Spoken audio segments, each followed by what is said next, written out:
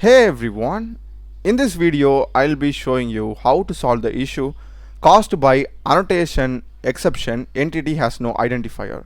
So I'm getting this error in my Spring Boot project in my entity class, and let me explain you the reason why this error is happening and as well as the solution. So the reason why this error is occurring because we have done a wrong import for the ID annotation. We have imported ID from Spring Boot framework data annotation. That's the reason why this error is occurring. Just remove this import and now hover over it, hover over ID, click on import class. We will be having two options. We need to choose Jakarta persistence and not the annotation. So we need to import ID from Jakarta persistence just like the other imports, okay? And now just rerun your project.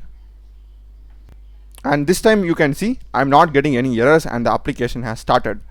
So that's the video guys. Do check the playlist of my channel.